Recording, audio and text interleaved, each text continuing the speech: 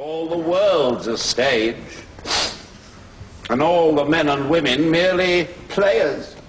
They have their exits and their entrances, and one man in his time plays many parts.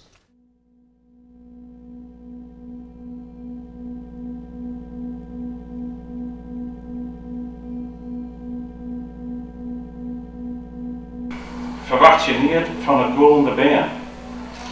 Er is niet als het golden been dat op zijn tijd, zijn eten en weet wat net verwacht het. De man bij de witse zwijt, hij schucht hoe het stiet, maar zijn mimiek dat geen emotie is. De herverkabeling in zijn holle stuurt hem overal tekens. Op een wc, onderwijs der hinnen door de gang.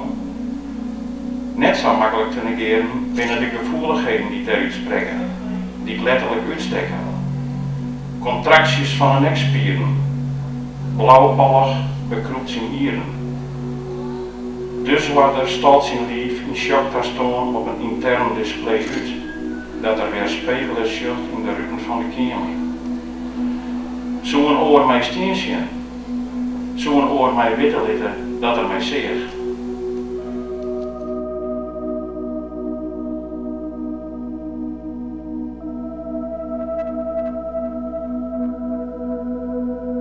Als mijn kind al in jouw huis woonde, met de tuin vol kleur, met de tamme kraai, de moederziel zingend haar vleugels en wasgoed spreiden, kijk ik over de heg.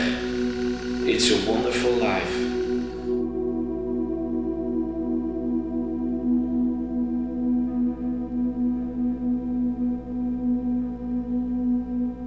Weet wat het is te watsen in het tuin van de jeugd. De gers en raaienmaai onder in voeten. De bloemen zoeikje en de bjemmers jongen. Er is altijd muziek. Dan komt de dag dat immers zaait. Doop is krut. De bjemmen zwijen.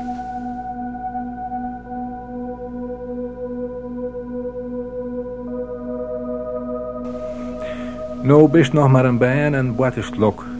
Vangst flinters in die bleete handjes. Heel eventjes maar, dan list ze alweer los en flodder je vlerkjes die vrije heger. Dan wilt sto grutter wust en dreger, liek als het libbes pa dat sto berenst. Bloed diep in die de keen besletten van het bijen dat net meer wijzen kest. En bist sto eindelijk die sto weer woest. Sterk en volwoeksen, soms wat mismoedig, door vielsten flinter veenzen in hun handen, watschend het bijen, dat net meer wijze koest.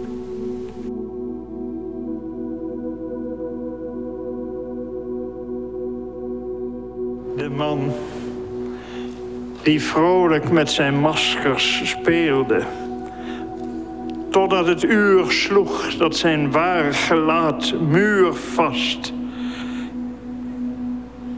één leven met zijn masker deelde. Als kind al maakte dat verhaal me kwaad. Zoiets was zuur. Straks, als ik groot zou zijn, zou ik bewijzen dat het anders kon. Dat ieder masker veilig, zonder pijn weer van je hoofd kon. Als een capuchon. En lang heb ik daar heilig in geloofd. Op niets bedacht hield ik mijn aard verborgen, opdat die, als mijn speelvuur was gedoofd, zuiver zou blijken als de eerste morgen. Nu ben ik oud, alleen om te erkennen, het verhaal is waar. Het masker gaat niet af. Het is alsof je aan de hel moet wennen. Het is alsof je kijkt in een leeg graf.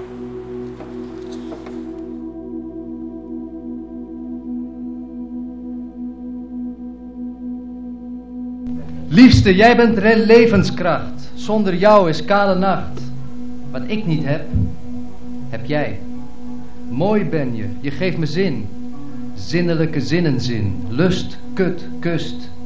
Nectar druipt uit je schede. Voedsel voor mijn geest. Ambrosia tussen je billen. In je oren vind ik opium en geitenkaas tussen je tenen. Liefde is levenskunst. Een mens is wat je erin ziet. Wie dat niet weet, begrijpt het niet. Mijn goeroe, mijn goeroe.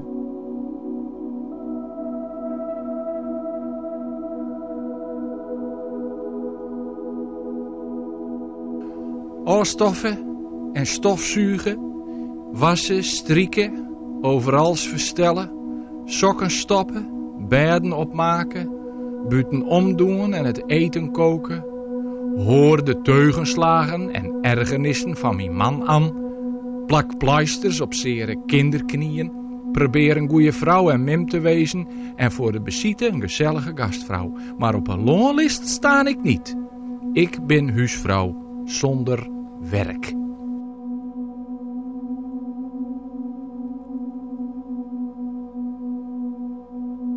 Klein ben ik gebleven, groot kon ik verwerken. Met lichaam en geest hoorde ik wel bij de sterken. Ik zie in de verte het bordje met stap, want eenmaal zijn de krachten op. Nog lang niet ben ik uitgedacht, dus ook niet uitgeschreven.